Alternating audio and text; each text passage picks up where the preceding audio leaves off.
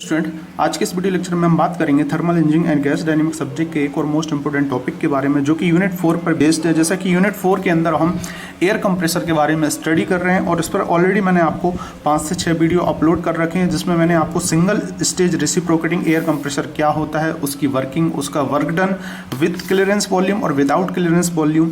तो ये clearance volume होता क्या है वो चीज़ भी मैंने आपको डिफाइन किया है और इसका न्यूमेरिकल भी मैंने सॉल्व करवाया है। तो अभी तक अगर आपने मेरा यूट्यूब लेक्चर सब्सक्राइब नहीं किया है तो उसको सब्सक्राइब कीजिए, कमेंट करना ना भूलें और अपने दोस्तों के साथ शेयर करें। आज हम बात करेंगे मल्टी स्टेज कंप्रेसर क्या होता है, क्यों इसका यूज़ किया जाता है, और मल्टी स्टेज में ही जैसे 2 स्टेज रेसिप्रोकेटिंग एयर कंप्रेसर होता है विद इंटरकूलर, क्यों इसका यूज़ करते हैं, ये चीज़ भी आज समझेंगे। ठीक है, तो इसकी हर एक चीज़ को आज हम समझेंगे और उसके बाद फिर इस पर बेस्ड कुछ न्यूमेरिकल भी सॉल्व करेंगे। तो जैसे कि इससे पहले वाले वीडियो लेक्चर में मैंने बताया था कि single stage reciprocating air compressor क्या होता है, उसमें एक ही पिस्टन सिलेंडर का अरेंजमेंट होता है। एक तरफ से एयर आती है, उसके बाद उसको कंप्रेस करते हैं और फिर दूसरी तरफ से उसको छोड़ देते हैं। तो मतलब एक ही पिस्टन सिलेंडर का अरेंजमेंट है। लेकिन 2 स्टेज की अगर मैं बात करूं तो इसमें 2 पिस्टन सिलेंडर का अरेंजमेंट होगा, मतलब हम 2 बार जो है एयर को कंप्रेस करेंगे। तो यहाँ पर एक बार एयर को कंप्रेस कर रहे हो तो मतलब उसका जो प्रेशर है वो लिमिटेड प्रेशर होगा, और जब आप 2 बार करोगे तो उसका प्रेशर बढ़ेगा। ऐसे ही अगर आप मल्टी स्टेज करोगे, मतलब मल्टी पिस्टन सिलेंडर का अरेंजमेंट करोगे तो क्या होगा, उसका जो अंदर का जो प्रेशर है वो बढ़ता जाएगा। तो जनरली मेन फोकस हमारा प्रेशर को इंक्रीज करना है। जो अंदर का प्रेशर है अगर उसको हाई बनाना है आपको, तो पिस्टन सिलेंडर का अरेंजमेंट और जो कंप्रेशन प्रोसेस है उसको इंक्रीज करते जाओगे। तो मेन यही फंडा है। तो अगर आपको जैसे कि सिंगल स्टेज रेसिप्रोकेटिंग कंप्रेसर जो था उसमें प्रॉब्लम्स क्या आई, उसमें एक लिमिटेशंस थी प्रेशर की, जैसे कि 4 to 5 या 6 बार तक वो जो है वो प्रेशर डेवलप कर रहा था। ठीक है, लेकिन हुआ क्या, अगर इसके अंदर मैं हायर प्रेशर प्रोड्यूस करना चाहूँ जैसे कि 8 to 12 बार, तो होगा क्या, इसके साइज़ को, जो पिस्टन का साइज है, सिलेंडर का जो साइज है, उसको हमें बढ़ाना पड़ेगा। हम बढ़ाएंगे तो उसकी कॉस्ट बढ़ेगी तो इस पर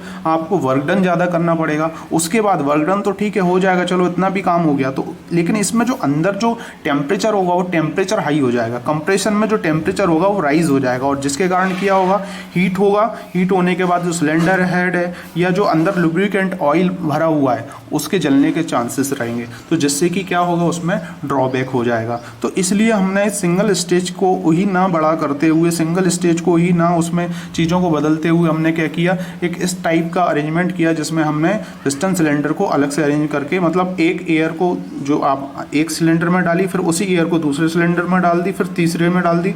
तो आपने क्या किया, नंबर ऑफ स्टेजेस में उसके जो प्रेशर है उसको बढ़ाते गए, तो इसलिए हमने मल्टी स्टेज कंप्रेसर का यूज़ किया। ठीक है, तो इसलिए ये जो कॉन्सेप्ट है आया। अब होता क्या है, इसको हम समझते हैं 2 स्टेज कंप्रेसर, और उसके बाद जो है हम इसकी जो डायग्राम है और डायग्राम की मदद से इसको समझेंगे। तो आपको समझ में आ गया हो कि multi stage 2 stage reciprocating air compressor होता क्या है, क्यों इसका यूज़ किए जाते हैं। तो यहाँ पर मैंने नोट करके लिखा हुआ है, इसको अच्छे से रीड कर लेना और इसको अच्छे से लिख लेना। अब बात करेंगे हम 2 स्टेज रेसिप्रोकेटिंग एयर कंप्रेसर के बारे में विद इंटरकूलर भी क्यों लगाया, इसको भी मैं अभी अगले वीडियो लेक्चर में स्पेशली अलग से बताऊंगा कि इंटरकूलिंग में और क्या क्या चीज़ें होती हैं। तो डबल स्टेज और 2 stage reciprocating air compressor consist of 2 cylinder. जैसे कि मैंने बताया 2 सिलेंडर कंसिस्ट होगा, अगर 3 होता तो 3, 4 होता तो 4, तो ऐसे मल्टी स्टेज की तरफ आप जाते जाओगे। ठीक है, one is called high pressure cylinder and other is called low pressure cylinder. मतलब जो पहला होगा वो होगा आपका लो प्रेशर और उसके बाद होगा हाई, फिर उसके बाद जैसे जैसे बढ़ाते जाओगे तो फिर और हाई, फिर और हाई। तो इस टाइप से जो है पिस्टन सिलेंडर का आप अरेंजमेंट करते जाओगे। तो 2 स्टेज में आपको 2 सिलेंडर लगे होंगे, पहला होगा लो सिलेंडर और दूसरा होगा आपका हाई प्रेशर सिलेंडर। ठीक है, विथ 2 स्टेज एयर कंप्रेसेस है ना, और इसमें क्या होगा, 2 स्टेज में एयर को हम कंप्रेस करेंगे। The air is compressed in 2 stage, in between the stage the air is cooled. और उसके बाद क्या करेंगे, उसके बीच में एक इंटरकूलर लगाएंगे, जिससे कि जो आपने जो एयर बनाई है उस एयर को आप अगर जब दूसरे सिलेंडर में डालोगे, हाई प्रेशर में डालोगे, तो उसके टेम्परेचर को हम कम कर देंगे, है ना। देखो प्रेशर तो उसका बड़ा रहेगा लेकिन उसके टेम्परेचर को हम कम कर देंगे। क्यों कम करेंगे, ताकि उसके सिलेंडर हेड में कोई प्रॉब्लम ना हो और साथ ही साथ उसके लुब्रिकेंट ऑयल में कोई बर्निंग वगैरह ना हो। तो हम एक इंटरकूलर का अरेंजमेंट करते हैं। इंटरकूलर क्या होता है, कुछ नहीं, एक डिवाइस होता है जिसमें जैसे ही एयर जाएगी तो वो क्या करेगा, हीट का एक्सचेंज करेगा। उसमें पानी जो है, पानी एक तरफ से इन होगा वाटर और एक तरफ से आउट होगा। तो जैसे ही हॉट हॉट एयर उसके अंदर जाएगी तो वो जो है वो कूल्ड हो जाएगी, लेकिन प्रेशर उसका उतना ही रहेगा और फिर उसके बाद हम दूसरे सिलेंडर में उसको छोड़ देंगे। तो इसकी जो वर्किंग है उसको एक सिंपल वे में हम समझते हैं। नीचे एक डायग्राम आप देख रहे होगे यहाँ पर, ठीक है। मैंने इस टाइप से ये सिलेंडर हॉरिजॉन्टली अरेंजमेंट करके रखे हुए हैं, वर्टिकल भी आप अरेंजमेंट कर सकते हो। तो जैसे कि आप यहाँ पे देख रहे होगे ये है then we used 2 stage reciprocating air compressor. अगर सिंगल स्टेज जो कंप्रेसर उसमें प्रॉब्लम था उसके बाद हमने ये वाला यूज़ किया।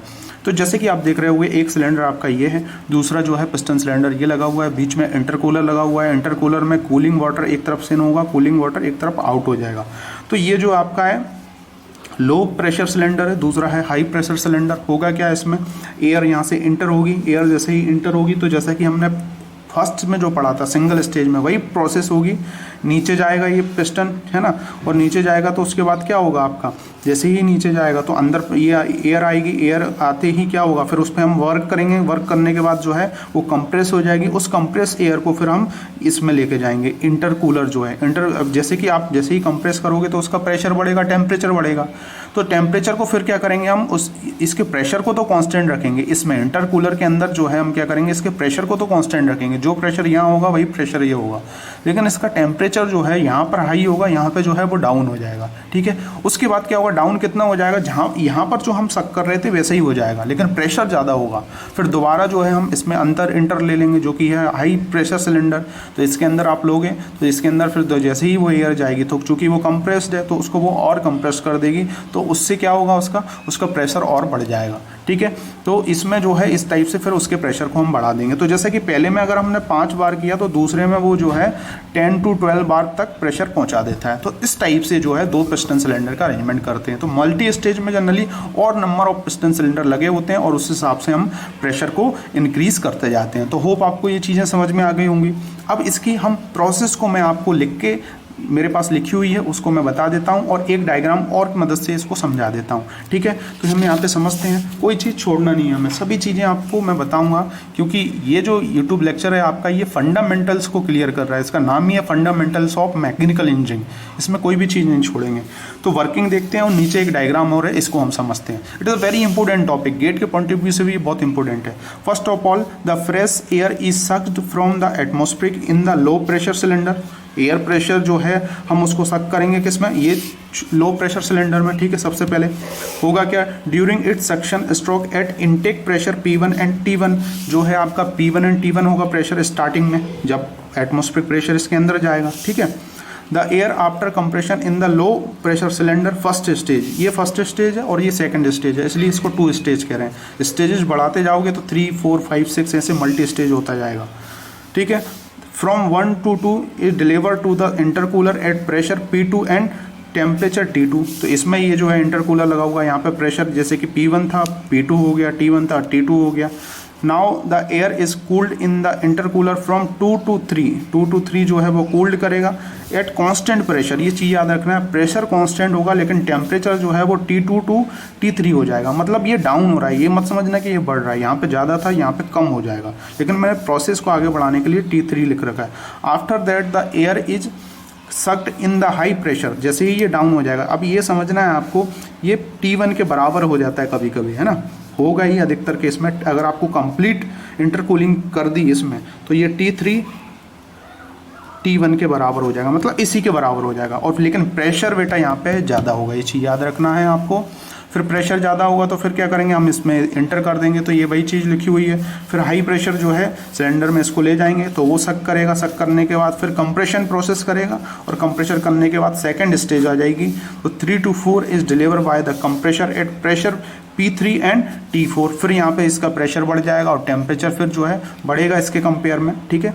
और बढ़ने के बाद फिर जो है हम इसको कहाँ, जो आपका स्टोरेज टैंक है उसमें इसको ले लेंगे और उसका यूज़ कर लेंगे। तो हो क्या रहा है, जितना हाई प्रेशर ज़्यादा होगा मॉलिक्यूल्स फास्टर वे में रोटेट करेंगे, है ना, और उसमें एनर्जी ज़्यादा होगी, जिससे कि जिस चीज़ पर भी वो जाएगा तो वहाँ पर वो जिस एलिमेंट में, जिस मशीन में वो जाएगा उसमें फास्टर वे में उसको काम कराएगा। तो इस टाइप से इसकी फंक्शनिंग को, वर्किंग को हम समझते हैं। होप आप सब चीज़ें समझ में आ गए होंगे। एक सिंपल मैनर में आपको समझाया है। मैं हर एक चीज़ को 2-3-4 बुक से कलेक्ट करके आपके सामने रिप्रेजेंट करता हूँ, एक अच्छे बेटर वे में आपको समझाने की कोशिश करता हूँ। लेकिन मुझे अच्छा नहीं लगता जब बच्चे इसको शेयर नहीं करते, लाइक नहीं करते, कमेंट्स नहीं करते। आप ये सब चीज़ें करेंगे तो मुझे इंकरेजमेंट होगा और मैं आपको अच्छे से अच्छा डाटा और प्रोवाइड करूँगा। मैं खुद टीचिंग में हूँ और मुझे 8 से 10 साल का एक्सपीरियंस है। मैंने खुद मेडीजी वगैरह ज्वाइन कर रखी थी और भी बहुत सारी कोचिंग्स में मैं गया हूँ, देखा हूँ मैं सब चीज़ों को, और मेरे पास सभी चीज़ों के नोट्स वगैरह हैं। तो इसलिए उस बेस पे मैं ये सब चीज़ें आपको प्रोवाइड करा रहा हूँ, क्योंकि कुछ बच्चे ऐसे होते हैं जो फ़ीस नहीं होती उन लोगों के पास 1 से 2 लाख रुपए फ़ीस, लेकिन उनको IAS गेट वगैरह की प्रिपरेशन करना है। तो आप अगर इतना भी कर लोगे तो सफिशिएंट है बेटा, और कोई दिक्कत नहीं है, मैं आपके साथ हूँ। और आपको कोई भी प्रॉब्लम है तो मैं आपको अपनी ईमेल आईडी जो है वो दूंगा, तो उस पर आप मुझे कांटेक्ट कर सकते हो, अपनी जो भी प्रॉब्लम्स हैं वो डिस्कस कर सकते हो। और हम बहुत सारे इसमें नंबर ऑफ गेट के क्वेश्चन भी सॉल्व करेंगे, IAS के क्वेश्चन सॉल्व करेंगे, हर एक चीज़ मैं इसमें प्रोवाइड करूँगा। लेकिन थोड़ा सा टाइम लगेगा इसमें, है ना, क्योंकि अभी मुझे 1-2 मंथ ही हुए हैं इसको स्टार्ट किए हुए, लेकिन मैंने अधिकतर इसमें कम से कम अभी तक 100 से 150 वीडियो जो है वो अपलोड कर दिए और कंटिन्यूस मैं करते जा रहा हूँ, रुक नहीं रहा हूँ इसमें, है ना। तो thank you for watching this video lecture. अच्छा लगता है आप लोग जब इसको शेयर करते हैं और कमेंट्स करते हैं, तो मुझे अच्छा लगता है। Thank you for watching this video lecture. अगले वीडियो लेक्चर में हम इंटरकूलर जो है उसके बारे में डिस्कशन करेंगे कि कैसे कंप्लीट और इनकम्प्लीट इंटरकूलिंग होती है, उसके बाद इसका वर्क डन, देन इसके न्यूमेरिकल, और उसके बाद इस पोर्शन को हम समाप्त करेंगे। उसके बाद थोड़ा बहुत जो है हम रोटरी के बारे में पढ़ेंगे कि रोटरी कंप्रेशर क्या होता है और उसके क्लासिफिकेशन। ज़्यादा डीपली नहीं जाएंगे क्योंकि इस सब्जेक्ट में आपका इतना है नहीं, लेकिन मैं उसको स्पेशली अलग उससे बताऊंगा जब गेट वगैरह के लिए आपको करना होगा। तो thank you for watching this video lecture. इस वीडियो लेक्चर को आप सब्सक्राइब कीजिए, कमेंट कीजिए, दोस्तों के साथ शेयर कीजिए।